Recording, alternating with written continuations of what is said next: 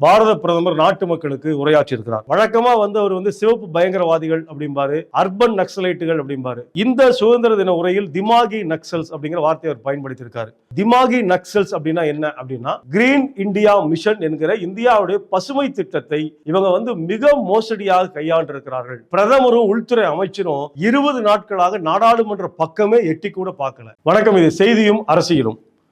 80வது சுதந்திர தினத்தை கொண்டாடக்கூடிய நேரத்தில் செங்கோட்டையில கொடியேற்றி விட்டு பாரத பிரதமர் நாட்டு மக்களுக்கு உரையாற்றியிருக்கிறார். அந்த பேச்சில் ஏதாவது புதுசா இருக்கா அப்படின்னு தேடி பார்த்தா ஒரு வார்த்தை ரொம்ப புதுசா இருக்கு. அதாவது திமாகி நக்சல்ஸ் அப்படிங்கிற வார்த்தையை பிரதமர் பயன்படுத்தியிருக்கிறார். வழக்கமா அவர் சிவப்பு பயங்கரவாதிகள் அப்படிம்பாரு, அர்பன் நக்சலைட்டுகள் அப்படிம்பாரு.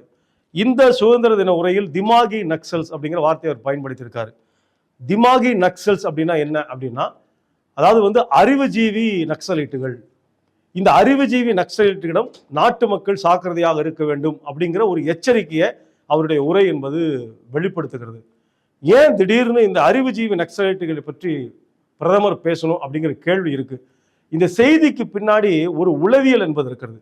அதாவது வழக்கமாகவே செஞ்சட்டைக்காரர்களை அல்லது கம்யூனிஸ்டுகளை பார்த்தா பயங்கரவாதிகள் என்கிற ஒரு சித்திரத்தை அவங்க மேல சுமத்த வேண்டும் என்கிற ஒரு உளவியல் என்பதுதான் இருக்கு. எல்லா இடங்கள்லையும் பெரிய பெரிய கொடியேத்துங்க, ஹர்கங் திரங்கா அப்படிங்கிற கொண்டாடக்கூடிய இந்த பாஜக விடுதலை போராட்டத்தில் பங்கேற்றிருக்கிறதா என்று சொன்னால் யாருமே பங்கேற்கல. விடுதலை போராட்டத்தில் மிகப்பெரிய தியாகத்தை நடத்தி இந்திய விடுதலையை பெற்றுத்தந்தவர்கள் கம்யூனிஸ்டுகள். அந்த கம்யூனிஸ்டுகளை பயங்கரவாதிகள் என்று நாட்டு மக்கள் மத்தியில் ஒரு உளவியலாக சித்தரிக்கிற ஒரு நுண்ணரசியல் தான் அதுக்கு பின்னாடி இருக்கு. ஆகவேதான் மீண்டும் மீண்டும் இவங்க சிவப்பு பயங்கரவாதிகள், அர்பன் நக்சலைட்டுகள், இப்ப திமாகி நக்சல்ஸ் என்று சொல்லக்கூடிய இந்த உளவியல் தாக்குதலை கம்யூனிஸ்டுகள் மீது தொடுக்கிற ஒரு ஏற்பாட்டை பிரதமர் உள்ளிட்ட காவிக்காரர்கள் செய்து கொண்டே இருக்கிறார்கள். இந்த அறிவுஜீவிகளை பார்த்து ஏன் அவங்களுக்கு பயம்? ஒரு பள்ளிக்கூடத்துல வாத்தியார் பசங்களை பார்த்து கேட்டாராம், கடவுள் உன் முன்னாடி தோன்றி ஒரு வரம் வேணும்னு கேட்டா நீ என்ன கேட்ப? ஒரு மாணவன் சொன்னானா, பெரிய வீடு வேணும். இன்னொரு பையன் சொன்னானா, எனக்கு பெட்டி நிறைய பணம் வேணும் அப்படின்னானா. உடனே அந்த ஆசிரியர் சொன்னானா, ஏன் யாருமே கடவுளை பார்த்து எனக்கு நிறைய அறிவு வேணும்னு கேட்க மாட்டீங்களா அப்படின்னோட இன்னொரு மாணவன் வேடிக்கை சொன்னானா, சார் யாருக்கிட்ட எது இல்லையோ அதுதானே கேட்க முடியும், எங்ககிட்ட அறிவு ஏற்கனவே இருக்கு, உங்ககிட்ட இல்லை, நீங்க வேணா கேட்டுங்க அப்படின்னு மாணவன் சொன்ன மாதிரி அறிவு இல்லாத இந்த காவி பயங்கரவாதிகள் தான் அறிவோடு இந்திய விடுதலைக்காக போராடிய இந்தியாவோட வளங்களை பாதுகாத்துக் கொண்டிருக்கிற கம்யூனிஸ்டுகளை கிண்டல் அடிக்கிற வேலையை செய்து கொண்டிருக்கிறார்கள். இதுதான் இந்த சுதந்திர தினத்தினுடைய மோடியினுடைய பேச்சினுடைய சாராம்சம். அடுத்து இன்னைக்கு இந்திய தலைமை தணிக்கை அதிகாரி, கண்ட்ரோலர் ஆஃப் ஆடிட்டர் ஜெனரல், அவர் ஒரு குற்றப்பத்திரிகை இந்த அரசை பார்த்து சுமத்தி இருக்கிறார். அவர் என்ன சொல்றாரு அப்படின்னா, பணத்தை பூரா வீணடிச்சிருக்கிறாங்க. எதுல வீணடிச்சிருக்கிறாங்க அப்படின்னா, கிரீன் இந்தியா மிஷன் என்கிற இந்தியாவுடைய பசுமை திட்டத்தை இவங்க மிக மோசடியாக கையாண்டிருக்கிறார்கள். இதுல 3 அம்சங்கள் இருக்கிறது. ஒன்று, இருக்கிற வனங்களை பாதுகாக்கணும். இன்னொன்று, வனங்களுடைய பரப்பளவை அதிகரிக்கணும்.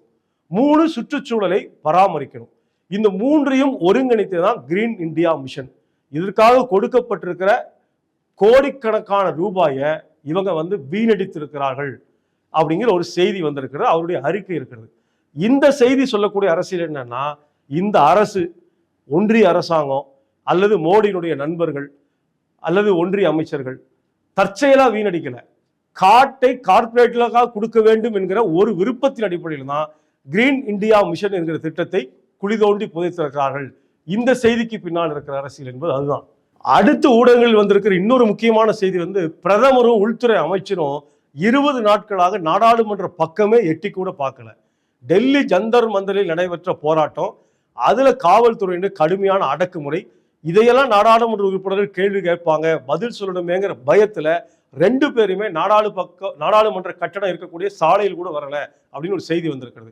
180 கோடி ரூபாய், குறிப்பாக ஒரு நாள் நாடாளுமன்றம் நடக்கணும்னு சொன்னா கிட்டத்தட்ட நீங்க பாத்தீங்கன்னா ஒரு 10 கோடி ரூபாய் அரசு செலவழிக்குது. அப்ப 20 நாட்களுக்கு இந்த 2 பேரும் நாடாளுமன்றத்துக்கு வரல அப்படின்னு சொன்னா எல்லா மசோதாக்களும் விவாதங்கள் இன்றி நிறைவேற்றப்பட்டிருக்கிறது. நாடாளுமன்ற உறுப்பினர்கள் எழுப்பக்கூடிய குரல்களுக்கு மதிப்பளித்து பதில் சொல்லக்கூடிய இடத்துல பிரதமரும் ஒன்றிய உள்துறை அமைச்சரும் வரல அப்படின்னு சொன்னா 180 கோடி பாராளுமன்ற கூட்டத்தொடருக்கான அந்த பணத்தை வீணடிச்சிருக்காங்க அப்படின்னு சொன்னா இதுதான் இவங்க நாடாளுமன்ற ஜனநாயகத்துக்கு கொடுக்கக்கூடிய மதிப்பா அப்படிங்கிற ஒரு கேள்வி இருக்கு. இப்படி அடுத்தடுத்து நாம படிக்கிற எல்லா செய்திக்கு பின்னாடியும் ஒரு அரசியல் சேர்ந்தே இருக்குது. செய்தியை படிக்கிற அதே நேரத்தில் செய்திக்கு மத்தியில் இருக்கக்கூடிய அரசியலும் இணைத்து நாம் புரிந்து கொள்ள வேண்டிய தேவை என்பது இருக்கிறது. அடுத்தடுத்து செய்திகளையும் அதற்கு பின்னால் இருக்கிற அரசியலையும் நாம் விவாதிக்கலாம்.